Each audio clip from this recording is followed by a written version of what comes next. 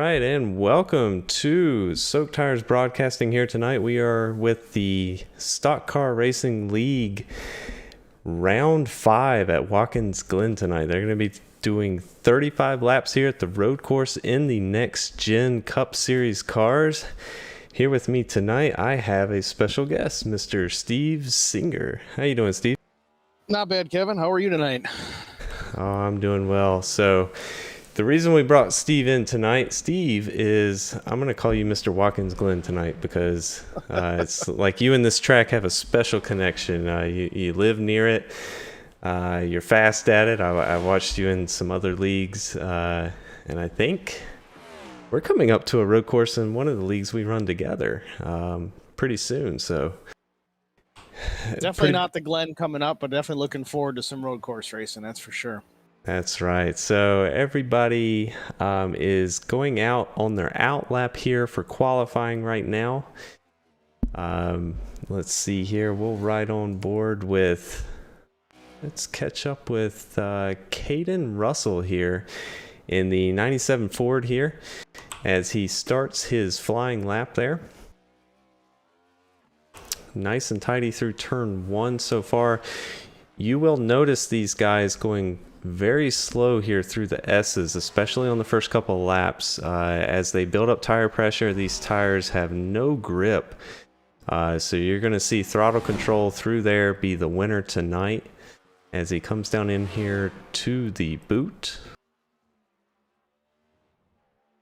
Oh, he clips the inside curve there just a little bit too much. I'll tell you, that inside curve, it tends to trick you. You know, you feel like you can get as much of your left sides on it as you can and it'll be faster, and sometimes that bump will actually help you rotate the car around on the left hand side, but then sometimes it'll just launch the car like you just saw there, and then you're just overcompensating the whole rest of the turn.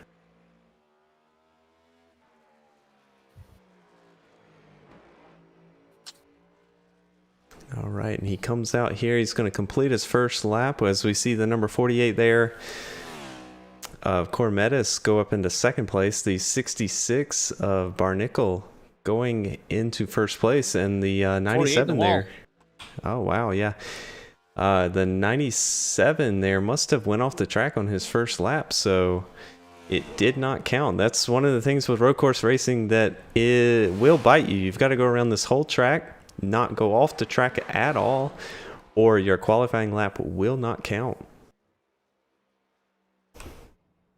We'll ride on. Well, we see the 48 of, no, I'm sorry, the 66 of Barnickel go off the track there. So that will be his qualifying time. We've got the 5 of Perez here. Way wide there in turn 1. Steve, I'm going to have to ask you there. I don't have a lot of experience here. If you run really wide on turn 1, does it give you a 0x?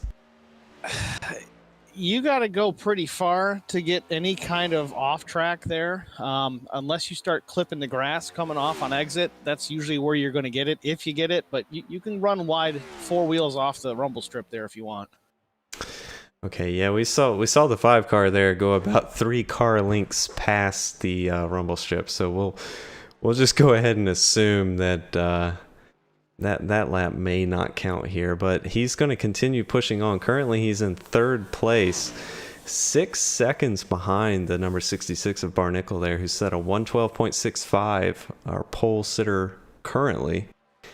And these guys had 10 minutes for the qualifying session. We're counting down to about 4 minutes left.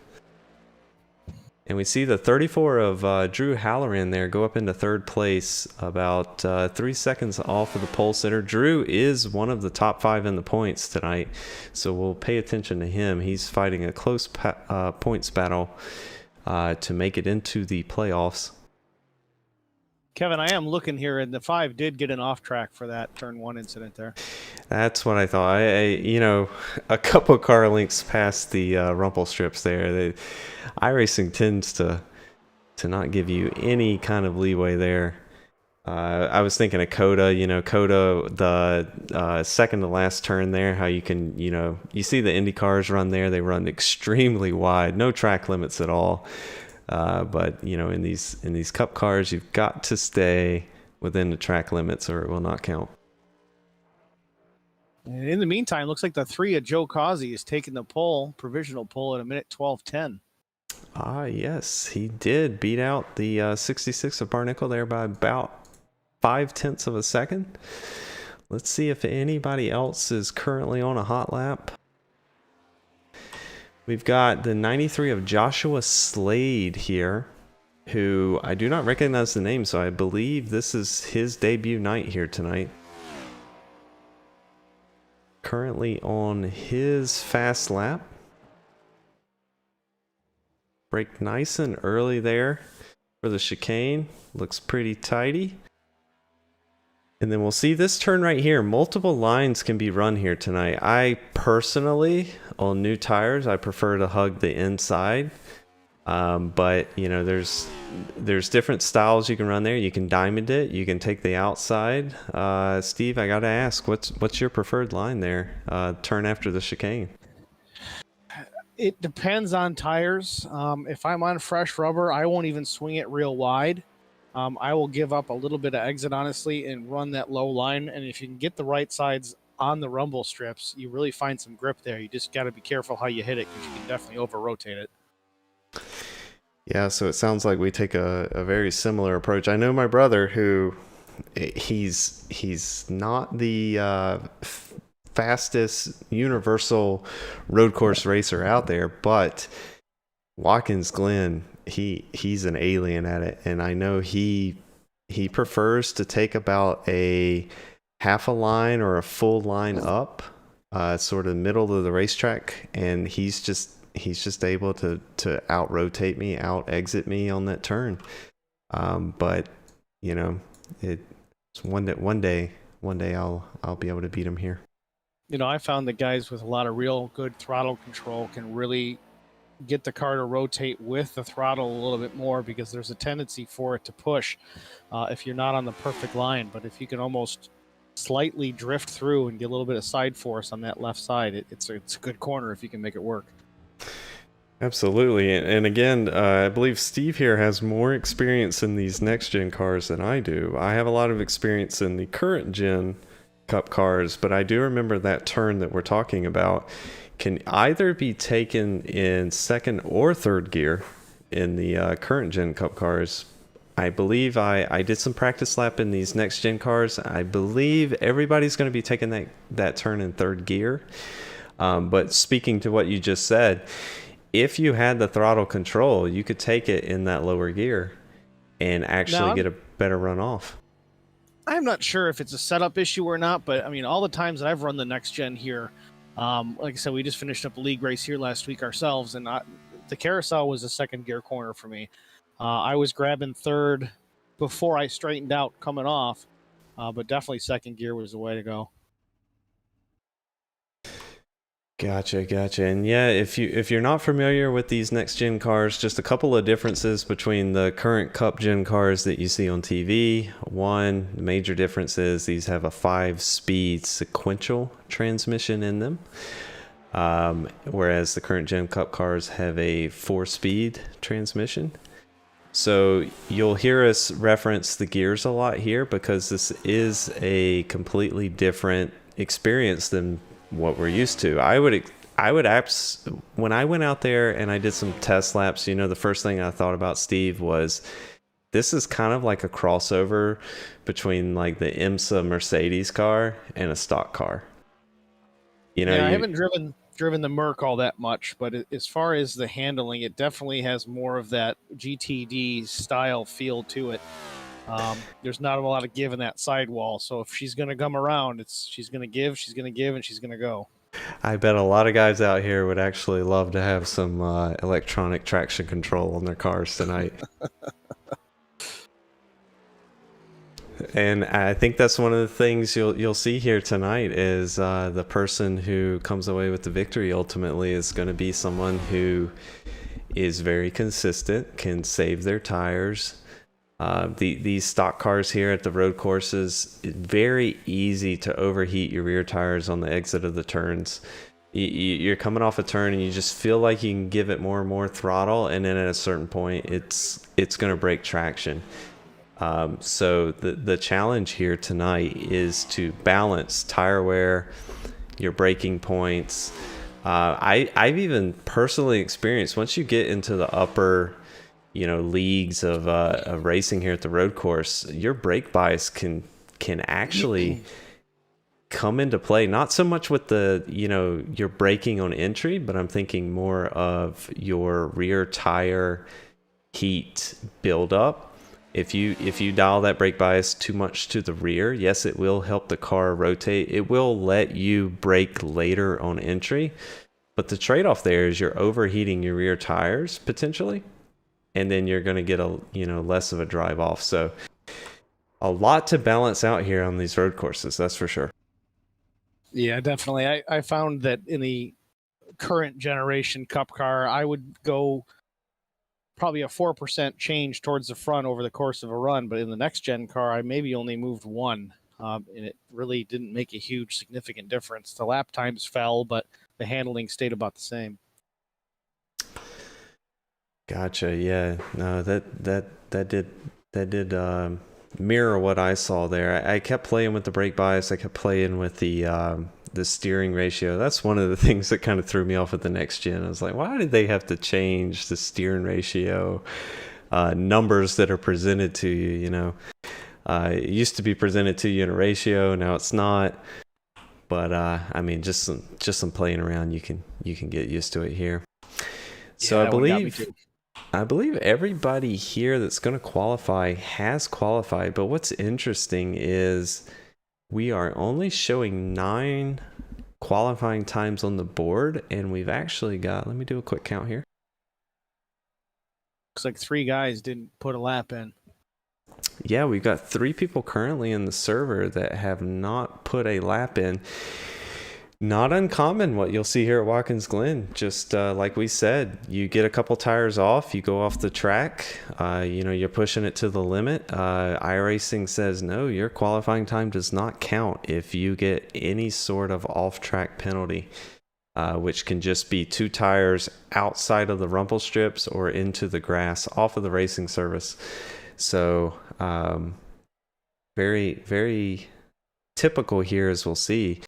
But I can tell you personally, starting in the back here, not a huge issue, especially in a league that's not road course only. You're going to have a lot of guys that that are going to struggle here. So as long as, I think the name of the game here is going to be consistency tonight. Consistency and keeping it out of the sand trap. Absolutely. You can be not the quickest guy here at a road course, but as long as you keep the car clean, keep it on the racetrack, keep the tires under you, you will have a good finish here. So while we wait on everybody to finish up their qualifying here, we'll jump over to the race analysis for tonight. So we are running 35 laps here tonight. There are 3 stages. So stage 1 will end on lap 10. Stage 2 will end on lap 20, and stage 3 is ultimately, will end on lap 35 there. So the fuel stint here tonight should be around 23 to 25 laps. That being said, we should not see anyone pit in between or during a stage, except for the tire wear. We're unsure how much the tire wear fall off is, but that being said, with such a long fuel stint, we anticipate these guys not pitting during a stage. They will get 1 fast repair tonight, which is a bit different, as you've noticed in our past races here at 1.5 mile tracks. They got no fast repair, so they will have 1 tonight. Fuel is at 70%, and they will get 5 tire sets. We don't anticipate them using them all, of course. As we just mentioned, they should, all things equal, should only be pitting in the stage breaks, but we will have to see how it goes, because we're not out there tonight. We can only go off of what we're told, but as a race develops, some different strategies could come into play. Certainly going to be interesting to watch. The only downside to the stages of road course racing is back in the day, the guys would wait until they got to that first pit window and they would dump on off in a short pit and try to get that advantage later on in the race. Yeah, yeah. I believe this league, I don't have the exact numbers in front of me, but I believe they structure the stage points in such a way that it discourages pulling off and going into the pits early. I don't think they have an explicit rule like NASCAR has today where you can't pit within the last 3 laps of a stage. But just based off of the other races we've not seen many people pull that strategy. So I think this league has it figured out as far as stage points and really encouraging racing it out to the end of that stage. So that's good to see. And I think iRacing now has an option that gives the admins the ability to close the pits prior to a stage now. Is that correct? Yes, that is correct. Some new admin controls came out. I do believe there's currently a bug, and I actually experienced this. I don't know if you made it out to the IROC series at Martinsville the other night, but there is a bit of a bug with iRacing right now in dealing with lap cars and traffic. But hopefully we won't see much of that tonight, as these guys will only have local yellows, being a road course race. So the only yellows we should anticipate are for the stage breaks. So one at lap 10 and one at lap 20.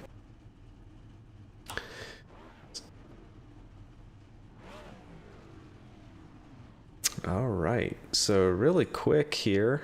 We'll just run through the starting order real quick. So we've actually got it messed up there. So starting on pole, we've actually got the number 3 car there of Joseph Causey, who we've seen run up front in many of the past races. So good to see him up front there. The 66 of Barnickel outside of him. So Michael Cormetis in 3rd. We've seen him run up top most races. He's one of the Shaw Racing team members there with some of the other league members here. So good to see him having a good qualifying. Drew Halloran. I believe he's one of those guys that's at the top of the points but hasn't scored one of those wins yet. So he hasn't quite yet locked himself into the playoffs. So we'll be watching him tonight for a good finish. Cameron Perez, who has had quite a bit of a bad luck here in the last couple of races, he is going to start outside there in 5th place. Justin Wilson, which I believe is his teammate there, starting 6th. Joshua Slade in 7th. Tony Patton in 8th. Jack Stanley in 9th. Victor Lugo in 10th. Jesse Jones in 11th. Caden Russell in 12th. And we'll just scroll on forward here. Mitchell Hyatt in 13th. Richard Smith in 14th. Cody Profit in 15th. Jason Miz in 16th. And Jordan Sellers rounding out in 17th place there. The running order here, it doesn't appear that Hyatt, Miz, and Sailors have taken to the grid yet. Yeah, it looks like yep, you're correct. They have not gridded up. They're not in the pit lane, so it looks like they will not be making a start here tonight. So already we have some attrition.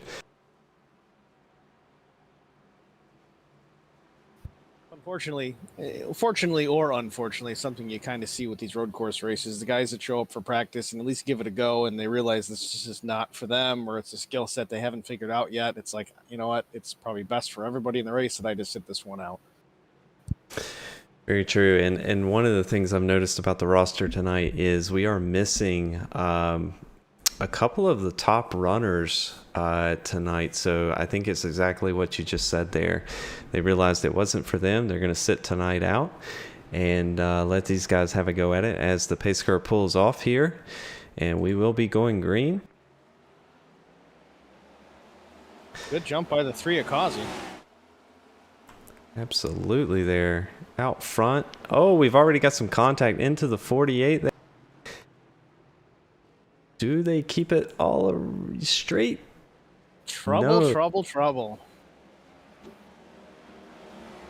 Quite a bit of damage there in the 34 of Drew Halloran, who I apologize, but I think we've already cursed him by talking about him tonight. Cameron Perez, the number 5, involved in that as well. Yeah, the 34 got into the rear end of the 48 there. Definitely damaged the front end of his car, but then I think he slid up and turned the 66 around as well. Yep, we see some action going on here. It looks like 34 just ran wide again, so the 26 of Lugo there is going to overtake him. See some more shuffling for position here. The 86 of Patton running wide there, letting the 5 of Perez and the 15 of Jones by. 5 of Perez there, looks like he's got a little bit of front end damage. Doesn't look too severe. As long as I didn't provide any engine damage to him, I think he'll be okay. Most of the, if I remember correctly, most of the downforce on these next gen cars actually comes from the floor. So they should be okay. Oh, do we have another 97's spin? around off 11, yep. Caden Russell there, looping it there on the last turn, turn 11, getting it spun around there, going to continue forward. Looks like the 26 of Lugo also ran wide there in turn 1 and let the 34 Drew Halloran back by, and you can see he's under pressure from the 15 of Jones.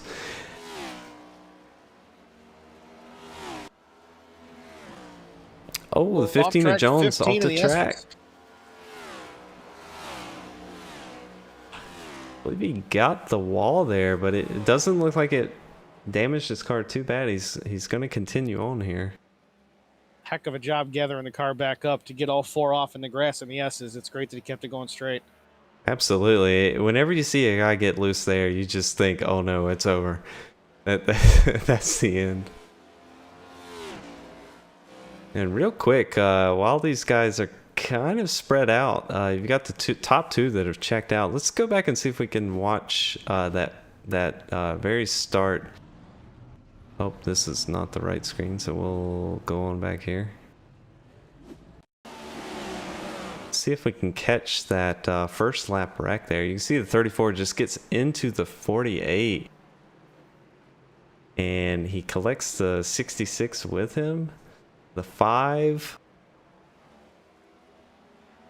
And that looks to be about it there. So just one of those cases of locking the front tires up on braking in there into the first turn, which is very typical here. But the 48 of Corvettis currently running down the leader here. The gap was about over a second the last time I looked, and now it's down to 4/10.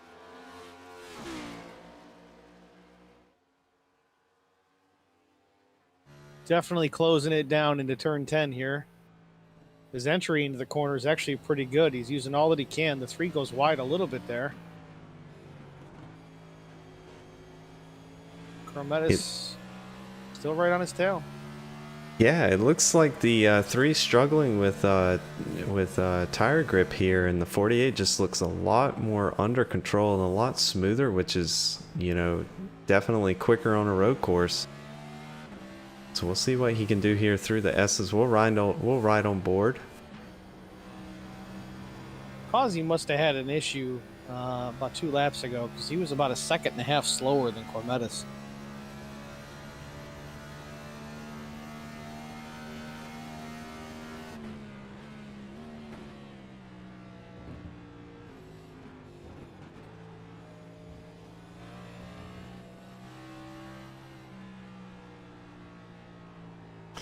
You can see a couple different line choices there. The number 3 Diamond, the turn there, swung out wide and got a low exit, whereas Corvettis kept it low throughout that turn, and it looks like Corvettis is actually going to get gain a little bit there on the 48 through those set of turns, but we'll see what he can do here on this last turn.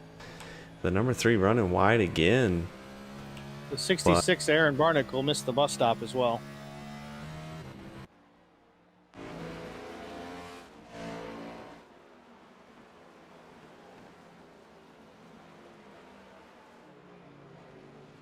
We'll and the check 34 is off in the kitty 34 litter. Into the gravel there, rejoining the track. Lucky he did not collect anybody there. It looks like the 9 of Justin Wilson and the 5 of Cameron Perez are going to get around him as they head into turn one. These two, the number 5 and the number 9 here, are teammates with the Shaw Racing team.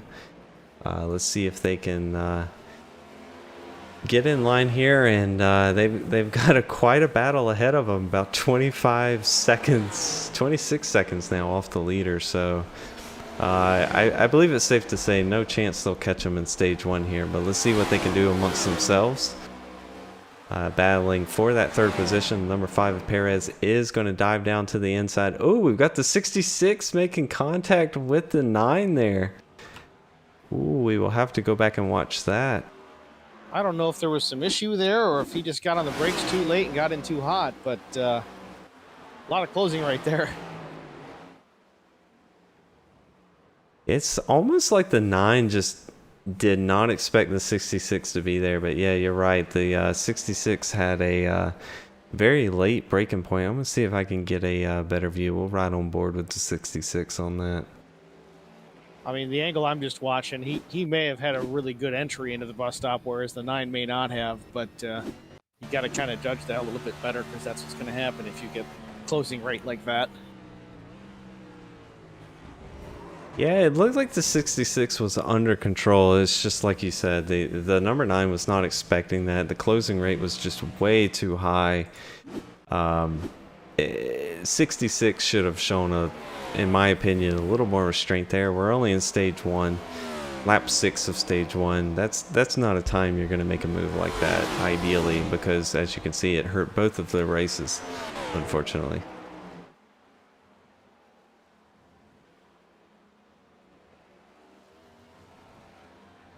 It looks like the 66 is having a bit of a connection issue. He keeps blinking on and off the track here. Yeah, I'm seeing that too. He's catching the 5 though. He's making up some ground. He is. He's going to challenge him on the outside here, or on the inside coming into the next set of turns here.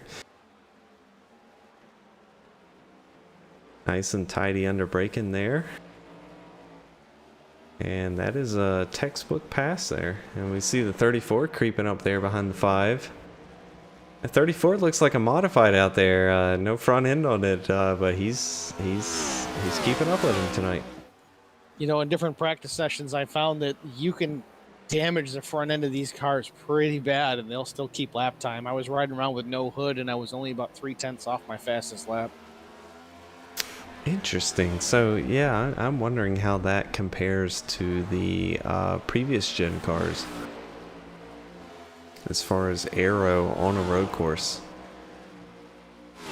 Well, it depends on the road course, I would assume. At the Glen, with these high speeds, you're really going to use up a lot of that aerodynamics, even though, as you were saying, it makes most of that downforce from underneath, but still.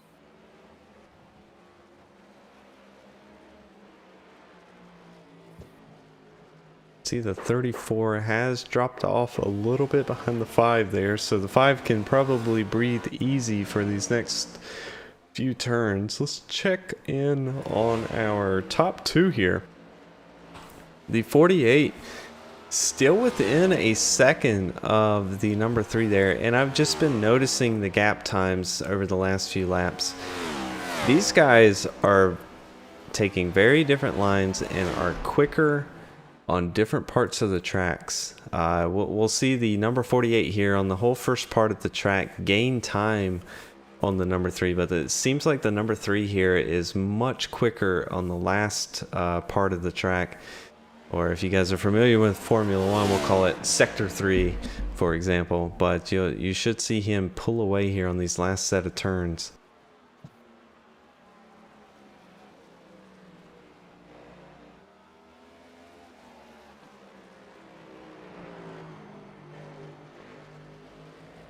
And it looks like actually I'm going to have to retract what I said there. The 48 actually stayed with him and has gained. He gained, let's check in on that here. Ooh, 48 locked him up going into 1.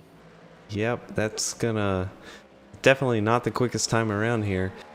These guys ran about equal lap times there, and the 48 made a mistake there on turn 1, so that's going to drop him back about a tenth. He lost about 2/10 on that lap, or on that mistake, so he will have quite a bit of ground to make up here.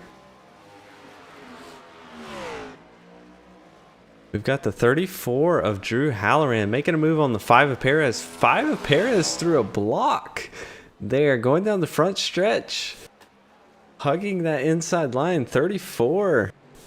What is he going to do here? He's got to run into the S's.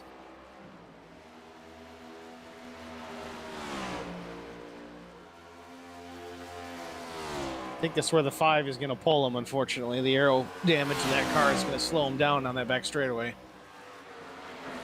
Yeah, and as we're going to be completing lap 9 here, so the leaders just started lap 10. This is the final lap of the first stage, so these two guys here will race it out to the end of stage 1 here. They've got about a lap and a half to complete, and the 34 here should make up some ground here on this last part of the track. We'll just pay attention here. Looks like the 34 is struggling for grip, especially on corner exit right now.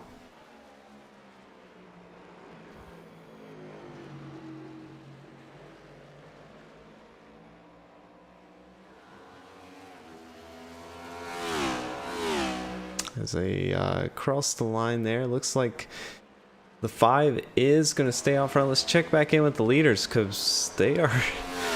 these guys have been 0.5 to a second apart from each other the whole first 10 laps here. And Drew that's Halloran went off in turn 1 as well. Oh, Drew. Yep, Drew losing out quite a bit there on Perez. So just pushing it too hard, trying to make up that time. But the number 3 here of Causey is going to cross the line first in stage 1. The 48 of Cormetis going to come home in second there. The number 66 of Barnickel in third. The number 5 of Perez in fourth. And the 34 of Drew Halloran in rounding out your top 5 tonight in stage 1.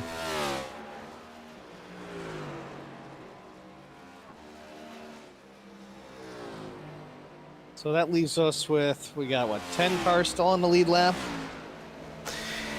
Yes, and I do believe we'll have to pay attention here during the stage break, but I believe this league does give at least 1 lap back during the stage break.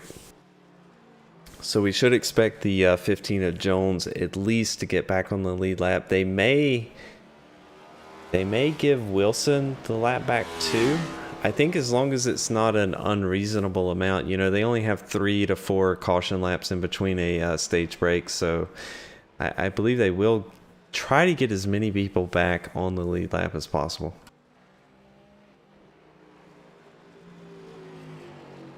But we should see all these lead lap cars come into the pits as soon as they catch up to the pace car. And the pits do open. We should see them all come into pits, take 4 fresh tires, fuel up, and then we'll have another almost 10 lap shootout. The second stage will end on lap 20. It will be a little bit shorter. I think estimated around 7 laps once we go green. 6 laps maybe. So what are your thoughts here, Kevin? These guys going to take tires after 10 laps, or are they going to wait till stage 2? Oh, I think they're all going to definitely take tires. I think these top 2 have shown that they are much quicker than the rest of the pack. So really it's a race between those 2. And if I am the 48, I'm thinking right now that I want every bit of tire advantage I can get. So, you know, it's a race between 2 people. They're not too worried about falling back. Maybe if some guys come in and try some crazy strategy of, you know, no tires, fuel only. I think these 2 have it locked in, so they're going to take 4 tires, and they know it's a race between them 2 tonight.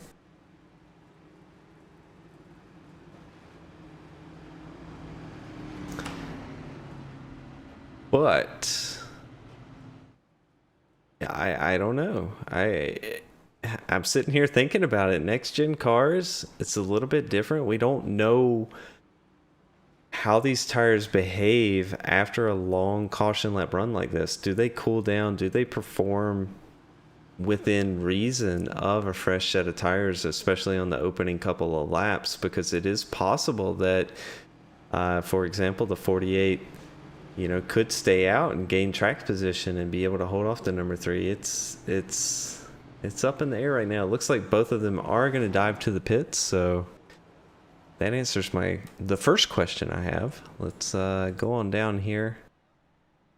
It just makes you wonder if some of these guys that aren't necessarily road racers, can they gamble, go fuel only, get track position, see what happens. But I just don't know if that's going to happen now or if that's something that they might try later on in stage 2. It's only a short, I think stage 3 is only, 5 laps?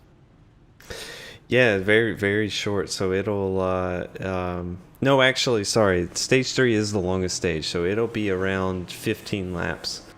Oh, okay.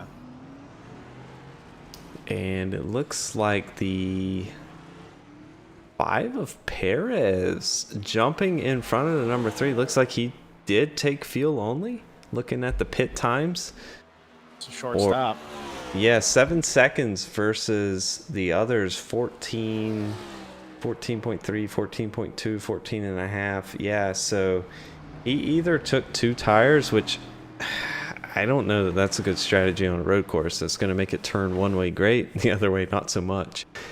Well, as long as it's left sides, you're taking more rights here than lefts. That's true. So maybe he had some practice here and knew that was the strategy to do. But it looks like definitely the number 5 wanted some track position here. No, I'm not saying it's going to work, but I'm saying that it could work. Absolutely. I think one of the worst places you can be here on a restart into stage 2 like this is mid-pack. So somewhere around 7th, 8th, maybe even 5th. You're going to have those guys behind you. Turn 1 on this track is such a difficult turn. It's downhill.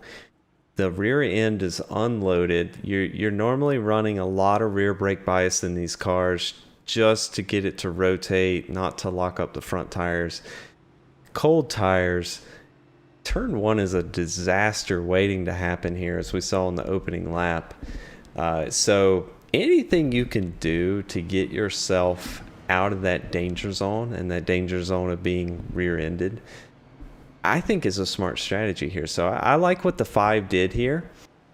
I think if he can keep it clean, these 2 guys behind him, the number 3 and 48, are definitely going to go around him. But that's not who the 5 was racing. The 5 was racing the 34, who's back in 7th place right now. So if the 5 can hang on, he could very well see himself in 3rd or 4th at the end of stage 2. Yeah, looking at the 34's pit time, he definitely got some damage fixed as well, because he was in there for just over a minute. Yeah, and it's interesting, he didn't take a quick repair there. Let's check in on him. No, he did not take his quick repair, so I'm not sure if we had a miscommunication between the information given to us, or if the 34 just chose, hey, I'm not going to take the quick repair right now because I'm going to save it for this last pit stage. I don't know, but we were told that they would have 1 quick repair tonight.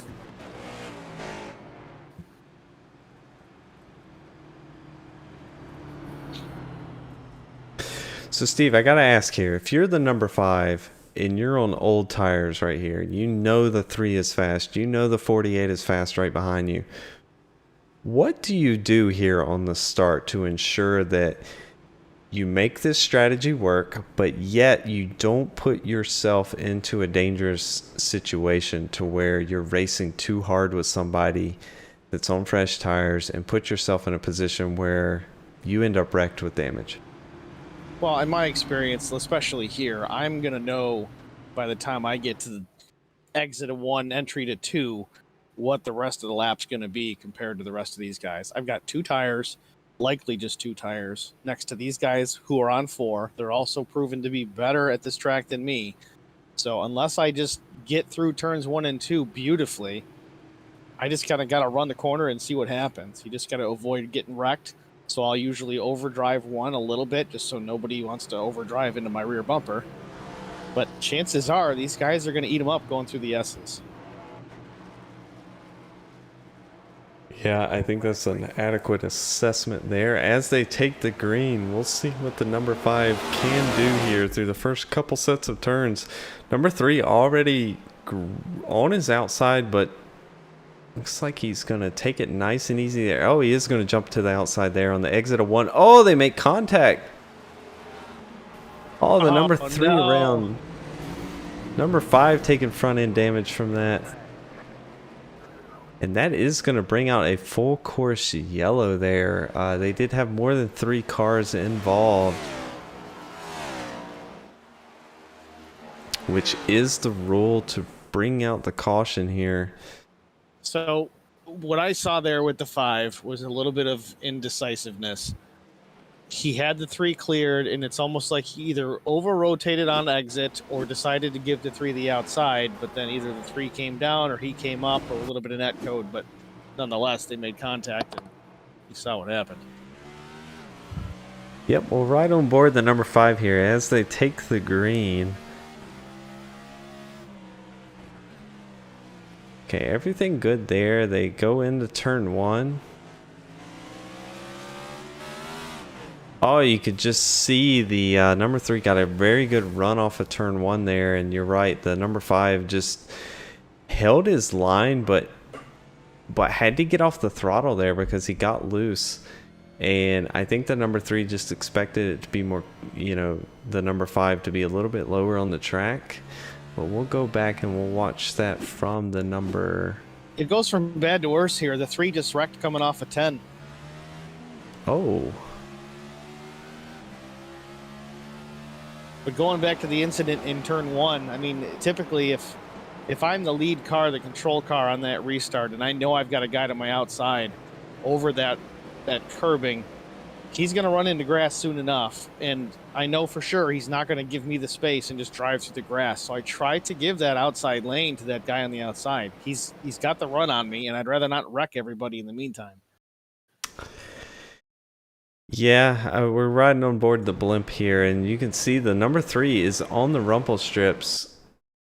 We'll back it up just a second here. The number 3 there, you can see he's on the rumble strips. The number 5 is holding his line here as they come off of turn 1, but as you can see there is not enough room for another car, and the grass strip is coming up there.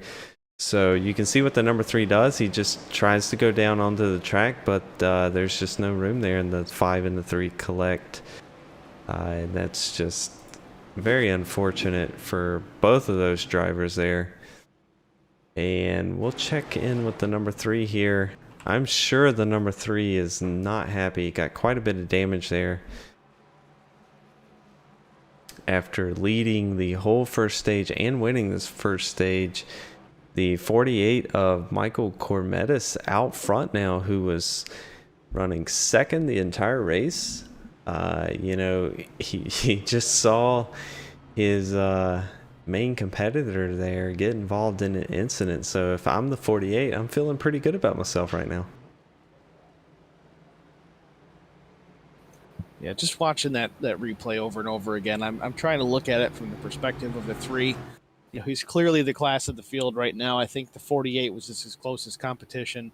I don't know if he's got a spotter in his ear or not, but did he tell him that the 5 was only on 2 tires? Take it easy, get him into the bus stop, give it a lap, just be patient.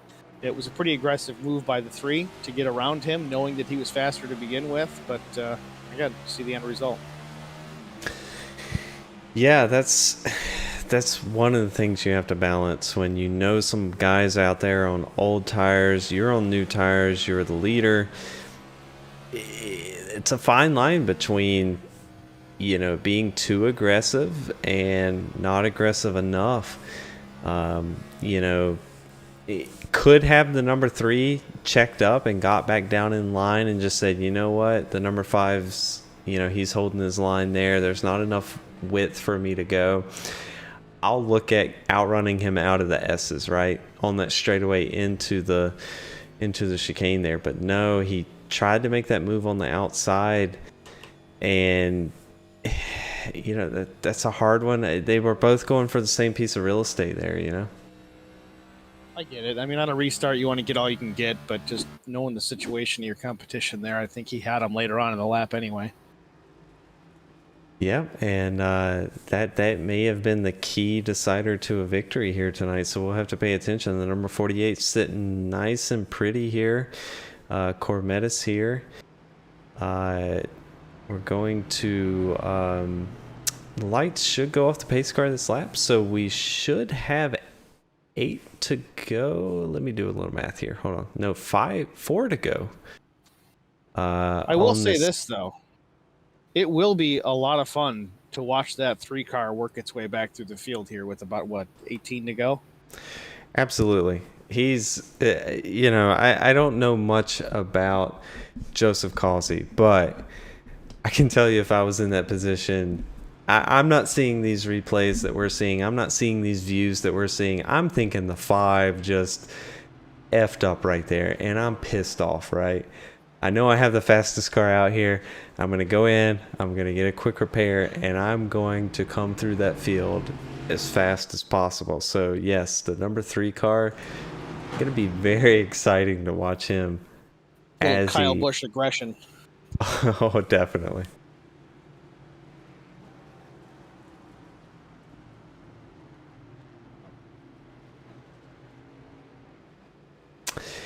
And the pace lights are off of the pace car here, so we will go green the next time around.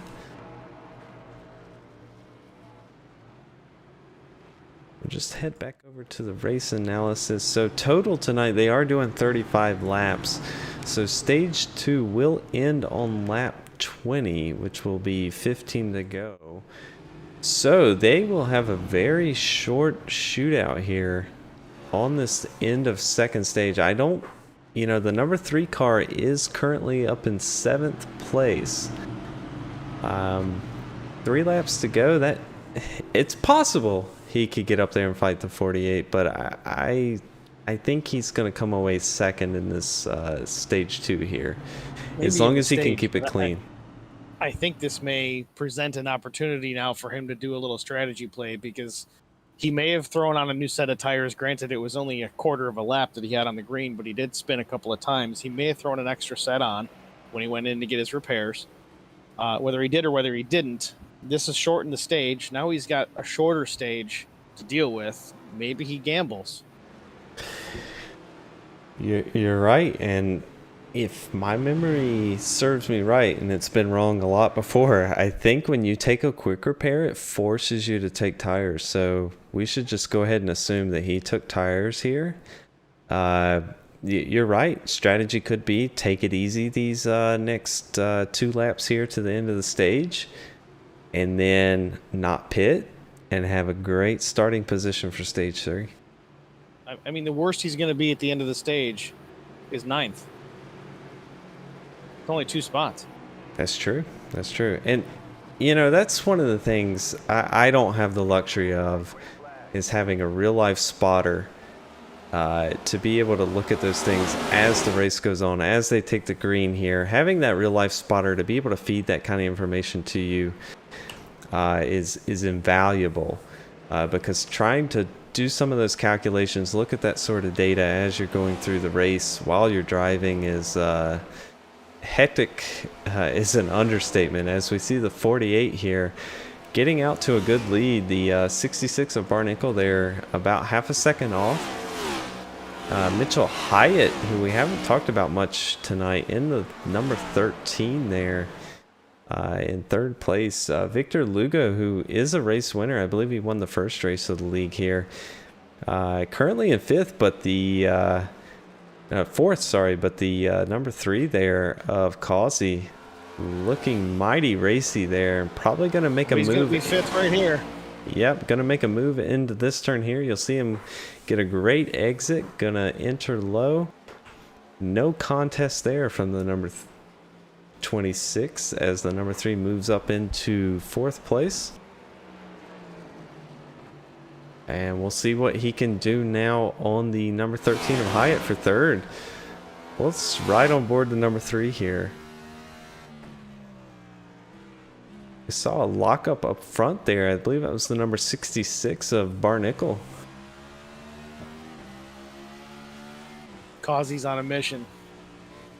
Oh, you see the 13 run wide there in the S's, but he is going to take a narrow line here on the left-hander. What is the number 3 going to do? Is he going to risk it? I vote yes. He's pissed off. Yeah, he's got him. 13 just let him by there.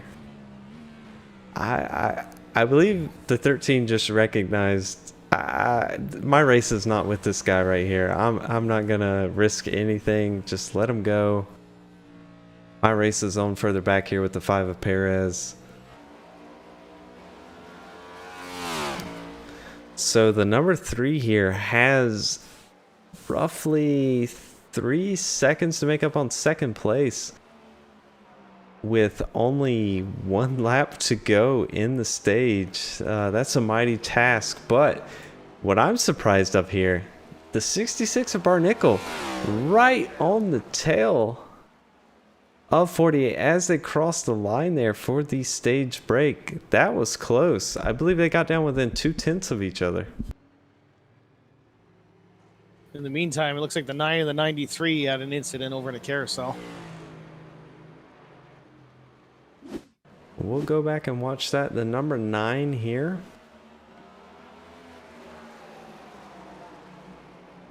Oh, the 9 just gets loose. Collects the 93. 93 just had nowhere to go. Innocent bystander there, but yeah, that's a turn. That to me said too much braking on entry there. Maybe even a little bit of an early downshift, and just got those rear tires loose, and it just came around on the 9 there. See, again, it might be setup related, but when I'm running these cars at the Glen, I'm grabbing second on my entry to the bus stop, and I'm holding it until the exit of the carousel.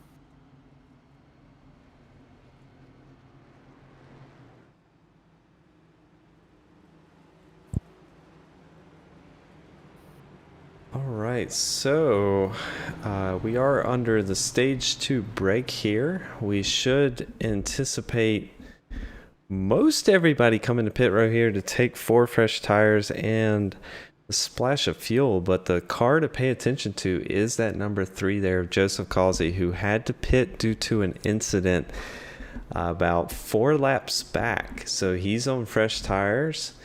He did take his quick repair. We anticipate seeing him maybe stay out to get track position, but it just depends on what he's confident of. Is he confident of his ability? No, he stays out. He does stay out. Pulled the fake. Pulled the fake. He is going to stay out. He says, I want that track position, even though I've got a couple laps old tires.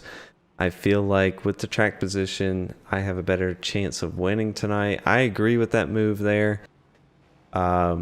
In my practice sessions with this car, really the tires did not provide maximum grip until around lap 4 or 5. I feel like it's a setup related thing. The tire pressures start low on these cars in this setup, and keep in mind these guys are running a fixed setup tonight. Everybody running the exact same car. They have minimal adjustment, mainly being the steering ratio, which is more of a personal preference thing, and then also brake bias, which does add to the performance of the car. So pretty much everybody in the same setup. We think they should all be feeling the same thing. So I think the number 3 there pulled a good strategy by staying out. His tires are still practically brand new. I think he'll be able to hold off the 48 there, who is in 3rd place. And let's see why he's in 3rd place. Barnickel only had a 5-second pit stop, so that tells me he just took a splash of fuel.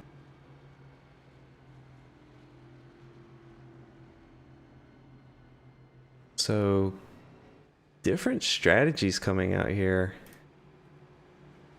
Could be a very interesting sprint to the finish here. I think we'll have around 12 to go once we take the green.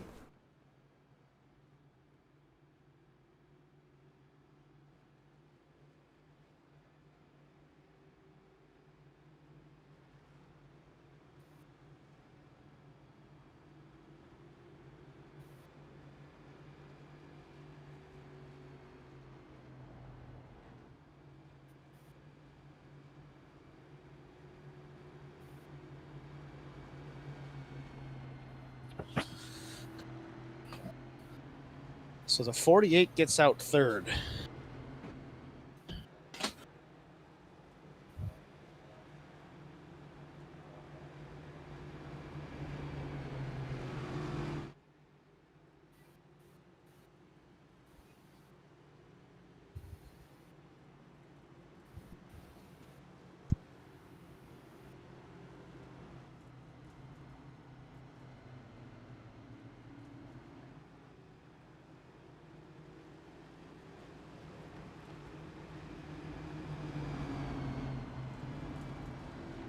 Lights are out on the pace car. We're going to be going green next time by. It's going to give us 12 laps of green.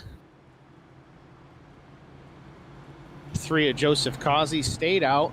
Granted, his tires aren't that old, and he seems to be the fastest on the track at this point anyway. Taking a bit of a gamble, but it's paying off at this point. 66 Aaron Barnacle. 48 Michael Cormetis. Cormetis was pretty good competition for the 3 early in stage 1. He was right with him the whole time on equal footing. We'll see if the 4-lap fresher tires on the 48 make a difference.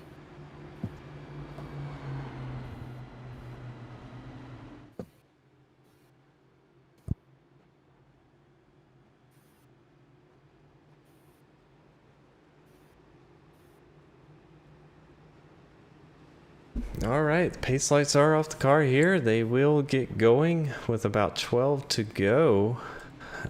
We've got the number 3 out front, the number 66, who did pull that crazy pit strategy. We think he only took fuel. And then we've got the number 13 of Hyatt in third, and the 48, who has been challenging the number 3 all night there in the 4th position. So those are 2 guys you want to keep track of. The number 3 and the 48, and they will take the green this time by. I'm curious, you guys watching at home here, type in the chat, who do you have? Who is your pick for tonight's win? I'm going to go with the 48. I think the 3 has the track position right now, but I also know he's a little bit heated tonight. The 48 may be able to bring out a mistake in the number 3 as they take the green. We'll certainly have to see. The 3 has 4 laps on those tires, and you said that's about what it takes to get them up to optimum. We'll see if you can stretch out a bit of a lead here. Yeah, we see the 66 hanging on to the outside there of the 48. Nice and strong on old tires. That I am surprised about.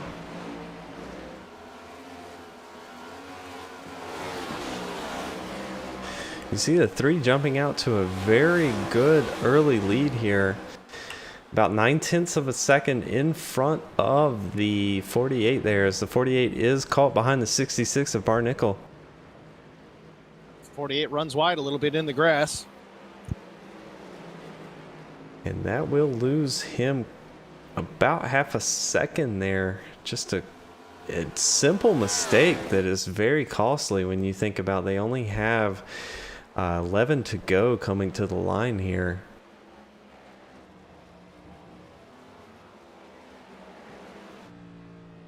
We'll ride on board. Still seems to have some connection problems. Yes, he does, but at the same time, he is not dropping off of the 40. I mean, the number 3 there, about half a second back. We'll ride on board the 66 as long as he can stay connected. As we can see, whenever we flash like this, his connection is dropping. 0.3 of a second behind the number 3 there.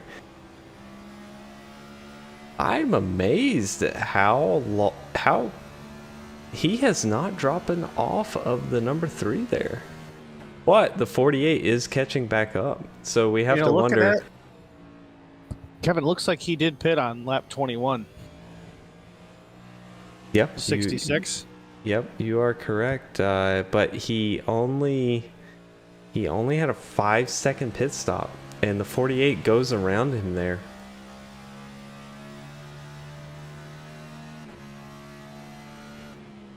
So the 48 is going to take second place here. So we'll watch and see how quickly he can reel in the number 3 of Causey. But we do not know, is Causey saving tires? He knows that he has 10 laps to go here as they cross the line. That is, in road course land, that is a long time. I don't think he's saving tires. He just ran 3/10 off his pole speed. Well, that tells me the 48 is flying on these new tires. He's making it work. We know they're on lap 2 now of those new tires. Tire pressure's starting to come up. Heat's starting to build up in those tires. He is moving forward. 0.7 of a second back now on the number 3. Oh, he hits the inside curb, goes in the grass. That's what I was talking about earlier. If you get too far to the left and hit that curb, it will pretty much launch your car off, and there's nothing you can do. So it is a fine line. You can see the 48 got it all wrong there. Yeah, once you get the front end of these cars bouncing, they're real hard to gather up.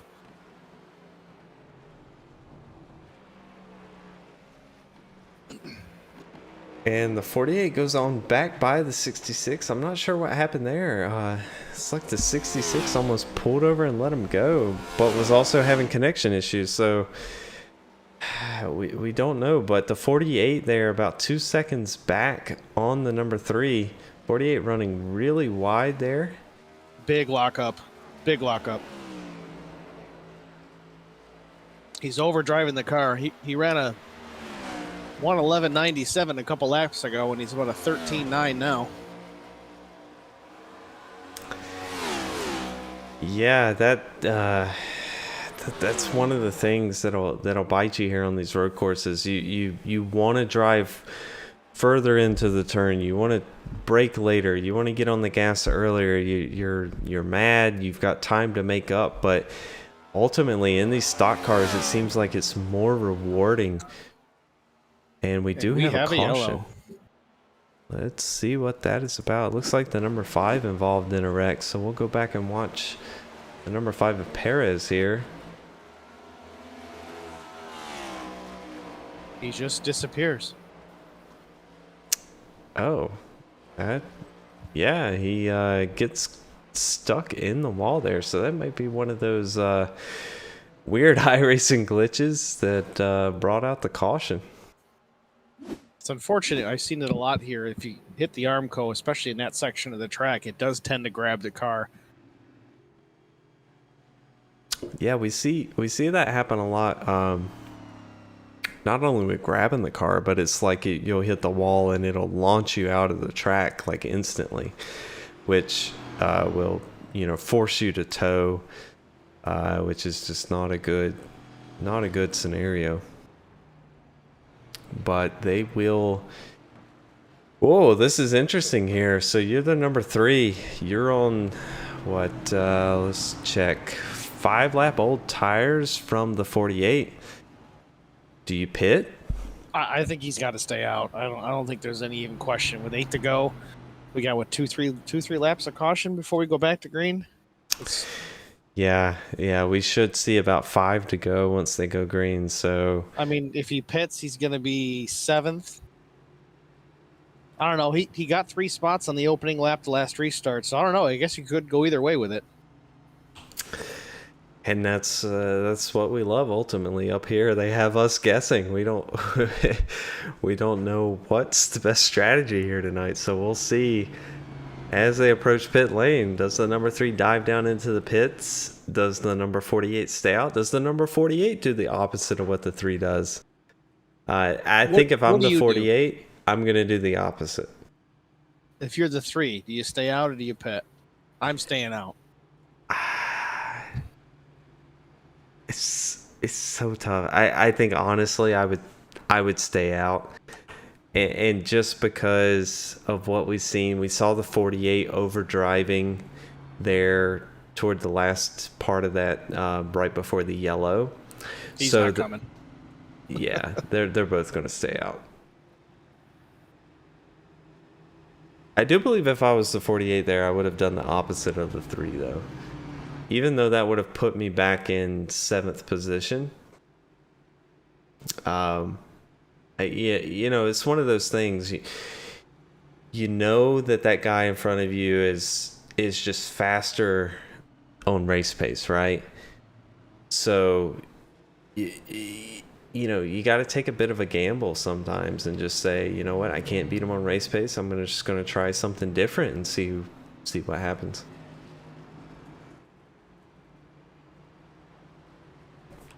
I'll tell you one thing though. I don't know if Brian's watching tonight, but my brother, at that Martinsville race in the IROC series, I'm gonna fire him as a strategist. I listened to him at the end of stage 1 the other night at Martinsville. We're on like 50 lap old tires, 60 lap old tires, I don't know. And he's like, no, let's stay out and ride it out to the end of stage 1 at a lap 100.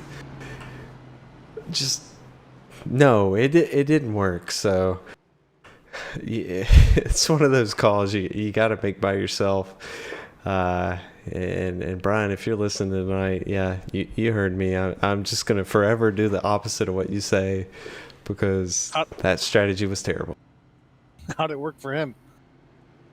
Oh, we were in the same boat. We got demolished. I unfortunately missed it. I was out of power. Yeah, I can just tell you, it was a tough race. I don't like stock car tracks where you have to shift and they're not shifting in real life to be fast. Just personal preference. I know this is simulation. Shifting was different at Martinsville, but it's kind of like, New Hampshire. I feel like that's just one of the tracks you shouldn't be shifting in a stock car. So, is what it is. We'll move on to the next track. That's all you can do.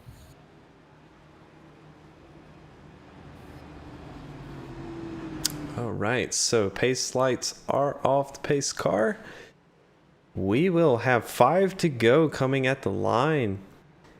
The number 3 of Causey and the 48 of Cormetis battling it out most of the night tonight. They are starting 1-2, so that will be something we will be keeping our eye on. The 66 of Barnickel, last pitted on lap 21, so he's with these guys, but we do not believe he took tires. So we think his tires are quite a bit older than the 2 in front of him, and also the cars behind him. So it'll be interesting to see how that pit strategy works out for him.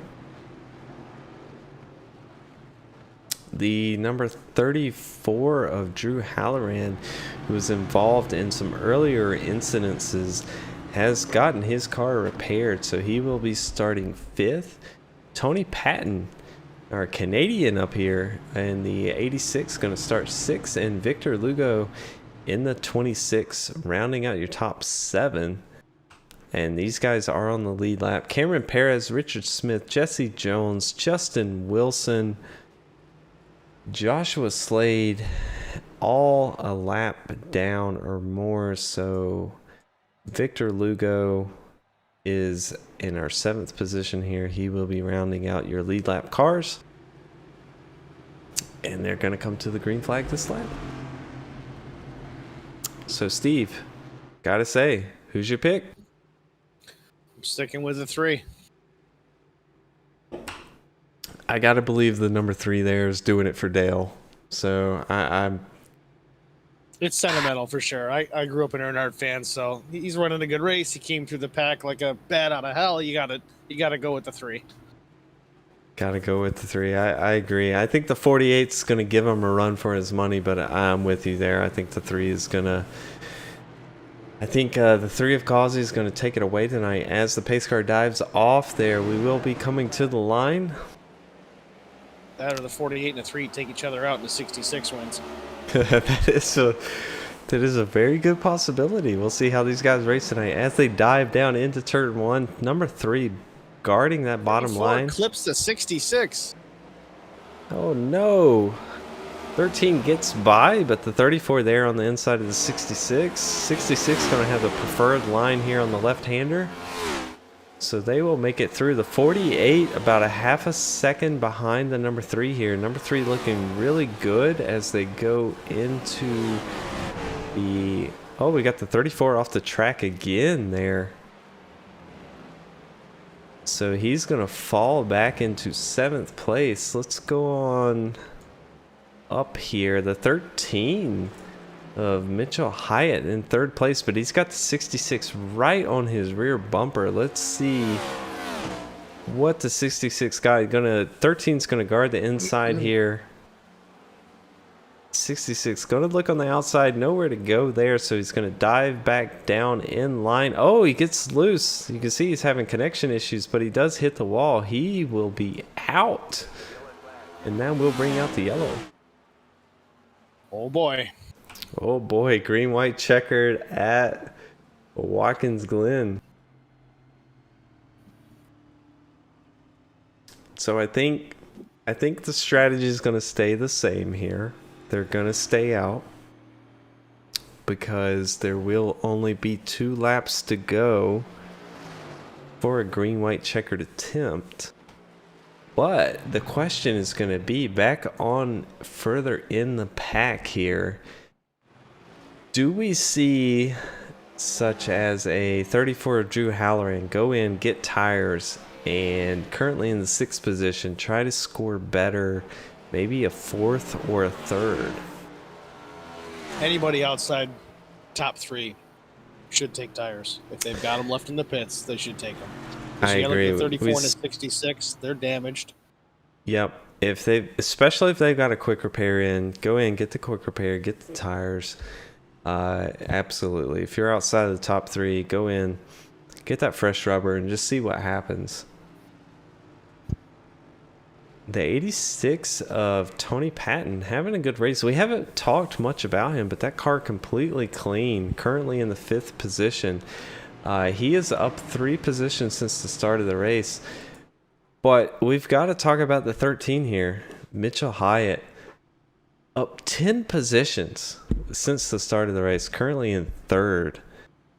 I don't know what he's done tonight, but I can take a guess, and it's been keep that car clean, stay on the track, and be consistent.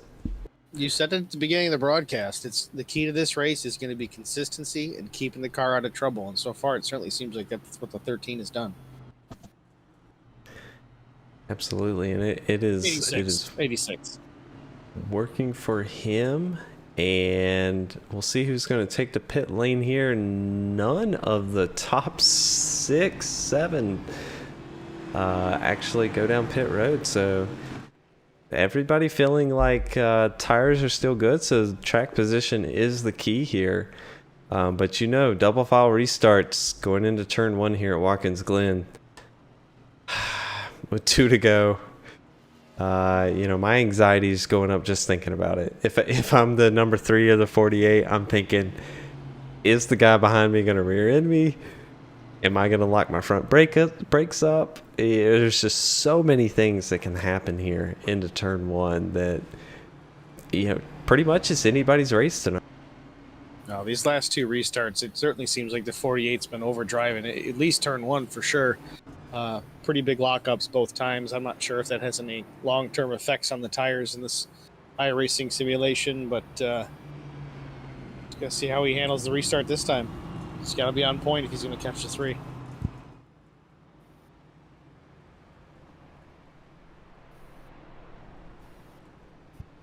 I noticed that the 3 of Joe Causey is actually shutting the car off on the yellow here. I don't know if he's short on fuel or what.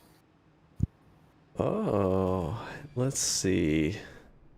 Yep, you are right. We're riding on board. He is shutting the car off. I don't know if that's muscle memory Or if, yeah, he might be short on fuel. That'll be something. If he does finish in the top 3, we'll need to make a note and ask him about it after race here when we interview him.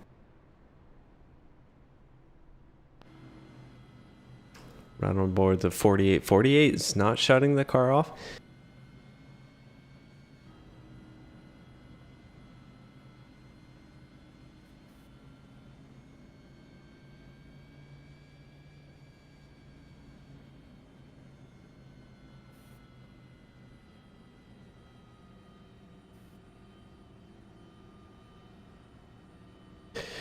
You know, that's interesting. The 33 is doing that. We have to wonder if he didn't take fuel on purpose on one of those latest pit stops.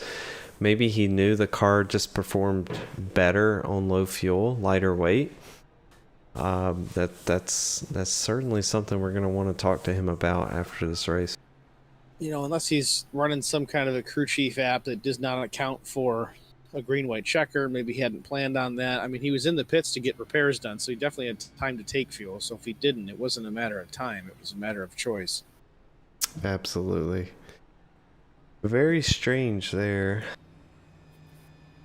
But the pace lights are off the pace car there. So we will be taking the green next time around. We'll have a green-white checker. So 2 laps left. And we can see Justin Wilson here in the chat already advocating for Las Vegas next week. So it looks like Justin Wilson, who is currently running in 11th position, 9 laps down, is like, oh, please get me off these road courses. Get me back onto 1.5 miles. I can tell you that's what my brother would be saying right now. He's a 1.5 mile alien, but I love the short tracks and the road courses. I think that brings out some of the most exciting racing. So I'm very pleased at what we've seen tonight, and I'm very excited for what we're going to see here in these closing 2 laps between the number 48 and the number 3 there. Joseph Causey, Michael Cormetis, who is going to come out on top. But we can't forget about the number 13 of Mitchell Hyatt and the number 26 of Victor Lugo. They are sitting very good if the 48 and the 3 decide to get a little too racy here into turn 1. The S's, we don't know. But that's one of the good things about having a 2-lap shootout here is these guys will be pushing it to the absolute limit. And it's anybody's race. And we also don't know the fuel situation on the 3, so we don't know if the guys behind him know the fuel situation on the 3 either. So if he runs out, can they react quick enough? Absolutely. There are 3 green-white checkered attempts here in this series, so it will be interesting to see if we make it all the way to the end. And you see the 3 getting off to a good start there. The 48 looking to the outside. Number 13 diving down, locking up the front tires, squeezing into the second place position there in front of the 48. That is going to hamper the 48's attempts here at the 33, because you can see he's going to have to follow the 13 all the way through the S's. Oh, a little contact, 33. Oh, a big contact. Multiple cars involved there. It looks like so far we're going to stay green. The 48 about 1 second behind the number 3 car there. The number 5 Perez going through the grass, making contact with the 86. Who is that comes out in front? That is the 26 of Victor Lugo and the 66 of Barnicle. And let's go back up front here. The 48 of Cormetis about 1 second behind Joseph Causey.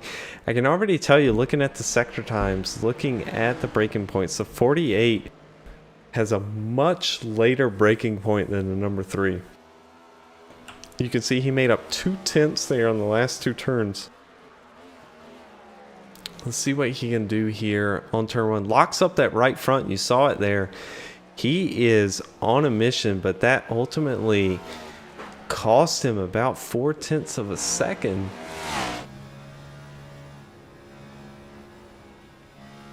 You see him get loose there on the S's as he enters the right hand here.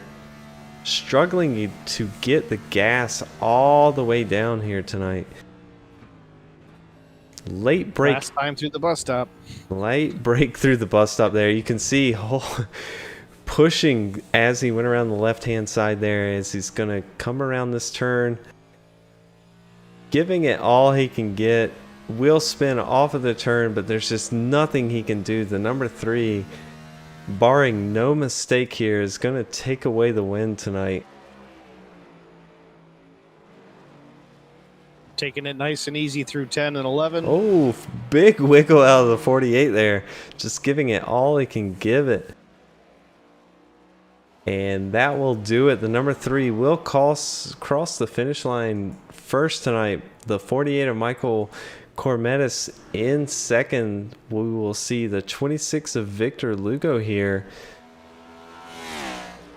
followed by the 34 of Drew Halloran, who, remember, ran most of the race here tonight with a lot of damage. Oh, we've got a big incident here.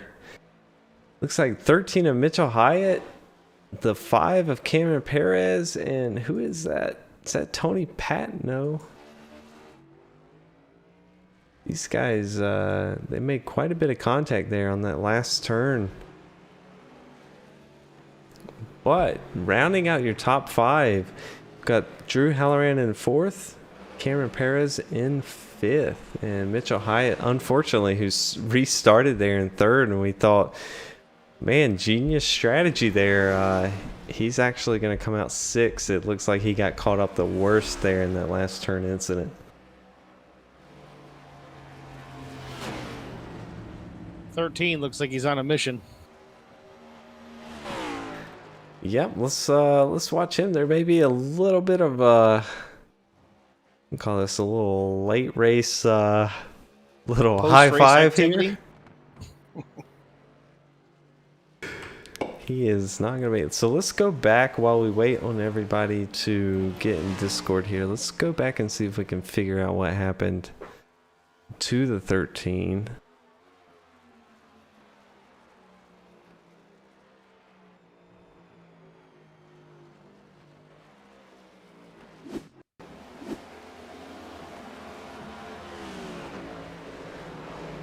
So this is on the restart here. We'll see the 13 just get loose in the Essa. So we saw that get caught up.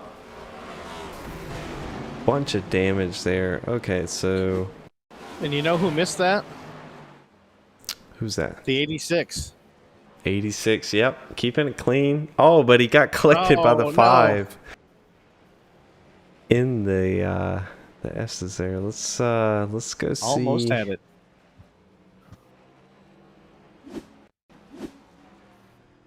So that was when they came back on track. Okay, so let's go. So that's after the race. So we'll do it this way. We'll do it the old-fashioned way here. So the 5 of Perez, we know he was involved with it. He's chasing the 86 here as they come to the last couple turns to the checkered flag. The 13 is right behind him. Number 5 getting a late break there. 86 going to go underneath. All clean so far. Oh! That's where the incident happened there. They kind of made contact there in that last turn. It looks like the 13 just saw that happening, got a little bit happy on the brakes, and oh, a lot of action. Definitely wasn't boring. No, not boring. So let's get caught up here. So pull up the official results. So first place again, Joseph Causey. Second place, Michael Cormetis. Third place, Victor Lugo in the 26 car. Hey, what we said tonight all night long. Keep it clean, keep it consistent, and you will have a good finish. And I think that is the number 26 there is our poster child for that tonight. In fourth place, Drew Halloran, who honestly needed a good finish tonight because he doesn't have a win yet. He's not locked into the playoffs. He is battling for the playoffs there in points. He comes home in 4th position, and Cameron Perez coming home in the top 5, rounding it out there in 5th position. So we'll see who we can bring up here tonight. Slim pickings, but we are gonna bring up our 2nd place finisher, Michael Cormetis here. Hey, Michael, it's Kevin up in the booth. You got a copy? Yes, sir. Hey, Michael. So congratulations first off for your 2nd place finish. It looked like you and the number 3 were battling all night long. And we saw in that last restart there, you had a little bit fresher tires. So what was going through your mind there on that last restart? Did you have anything for the number 3? What was your strategy? Yeah, man. I couldn't really do anything to catch the 3, man. The car was just stepping out at some points, and I just had nothing for the 3. He was really fast all day. In that first crash, I thought he was out of it, but sadly that wasn't the case. So I had a really good car today. I'm happy about a top 5, but my points, that's something that I need to worry about. So I was happy with my pace most of the day, but it's disappointing to come up like this. Yeah, absolutely. We saw there, just curious at the end there. Did tire wear start to fall off for you? We noticed that the first few laps of these cars on fresh tires were a bit of a handful, and it seemed like lap 3, lap 4, lap 5 was like the peak grip levels of the tires. So does that match what you saw out there tonight, or was it different? Tire wear didn't really matter, although I wanted the fresh tires compared to the other people. The only thing I cared about with tires was the rear tires. They just I don't know. I don't know if it was just the back end stability or whatever, but I was just loose all day. Absolutely. Yeah, we saw a lot of guys struggling on exit there, rear tire grip. So again, congratulations on your 2nd place finish there. Is there anybody you want to give a shout out to while you're here? Definitely Cameron Perez for bringing me to bringing me to his team and actually giving me the opportunity to race in this league. But yeah, that's all I want to shout out. All right. Well, again, congratulations on that 2nd place finish. Take care. We'll see you at, I believe it's Las Vegas next week. So maybe we'll be talking to you again there at that 1.5-mile track. So, yep, good finish tonight, and take care. Yep, thank you, man. All right. So, doesn't look like we have the winner in here tonight or 3rd place. So let's put a little audible here, and we'll bring in 5th place Cameron Perez into the booth. So Cameron, here is Kevin up in the booth. You got a copy? Yeah, what's up, guys? Hey, saw you overcome quite a bit of little adversity here tonight. Seemed like you had a good starting position, got shuffled back in some incidences, but ultimately came away with the 5th place there tonight. So just walk us through, how was your race tonight? It was a whole bunch of ups and downs. I mean, I was good in the beginning, then I got caught up in the wreck. I mean, I haven't gone back and watched it yet, but then I was chilling in the back for a decent amount of the race. Then the caution came out, took a fast pair. I was still a lap down, so then another caution came out and got my lap back and ended up getting P5. So yeah, I feel like I could have got better. I had a top 3 car most of the day, I feel like, but yeah, P5, that's still good. Good points day.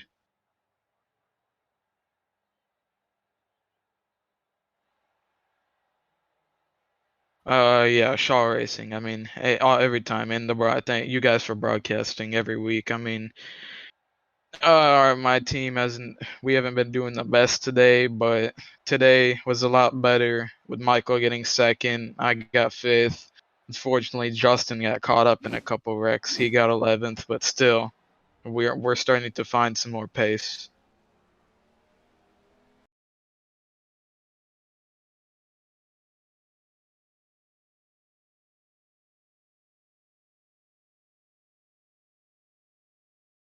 Oh yeah.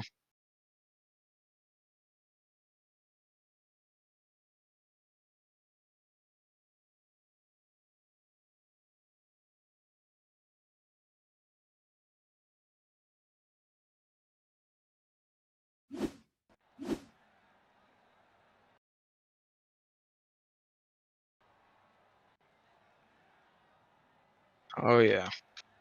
Yeah, thank you. Oh yeah, next week Vegas. It's my favorite track, and I do have a couple wins with the next gen there, so hoping for a good finish.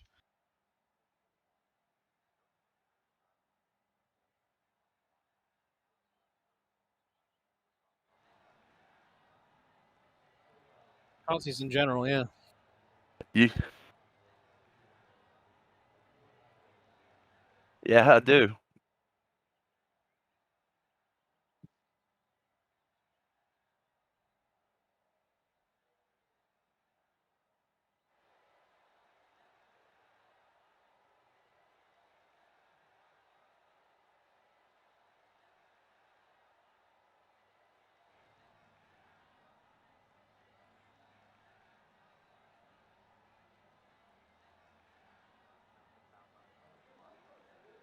I was just planning on trying to stay up there as long as I could, and not have to deal with the back traffic. But when Cameron took, I guess, no tires or whatever tire, he did. Um, when he got a little squirrely and I got beside him, I was kind of there, come up on against me. So I mean, it is what it is. It happens. I mean, I told him I was like, he was like, it's like you just whatever. But I was like, man, I'm there. I mean, I was in the line, basically in the line to be saying, hey, I'm here. But after that, I just pretty much knuckled down, and just when I got the tires, I was planning on staying out because we only had what 2 laps on that one set of tires that I put on, and then I was like, man, I'll just go to the end from here, and then everybody pitted in front of me, and I stayed out, so it worked out my way.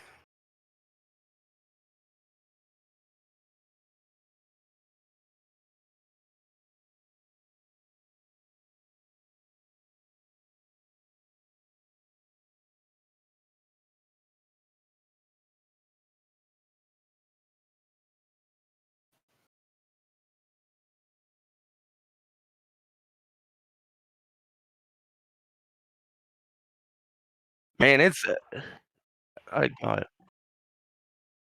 I hell, I think it's loose the whole entire time. You just got to be careful on the throttle. I mean, especially in these S's right here, you just like you're light footing it. It's like almost like the current cup car, but it's like you lose it, you're gonna lose it, and it's gonna be big no matter what. It's not like how the current cup car, you kind of lose it, you could kind of save it. You lose it on this thing, it's not saving. You ain't gonna save it. The tires, man, they don't fall off very much on this car. Like the very first stint we took that 10 laps, I think they were at 98%, man. I was at 98. So I mean, the tire fall off on these cars ain't there really. So I don't know.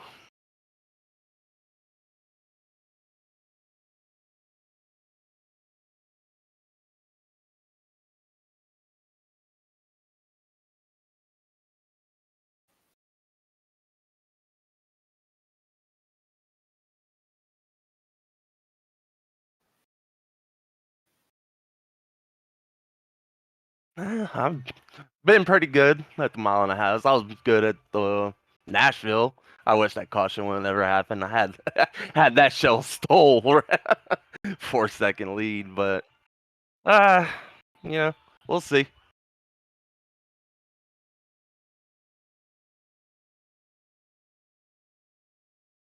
Oh, that thing was stolen from me.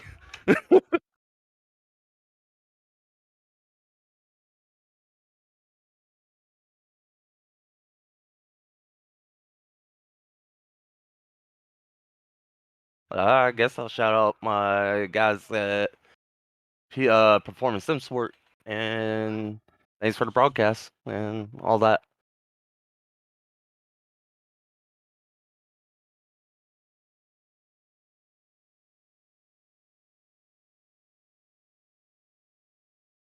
Oh, heck yeah, appreciate it.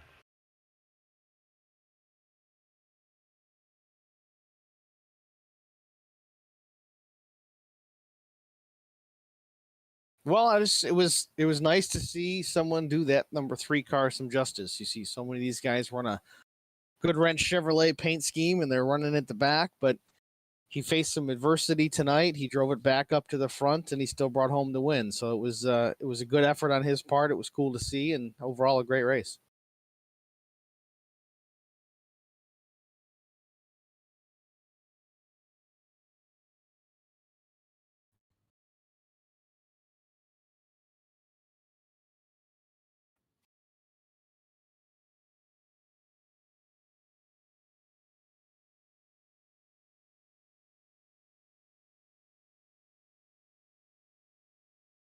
Yeah,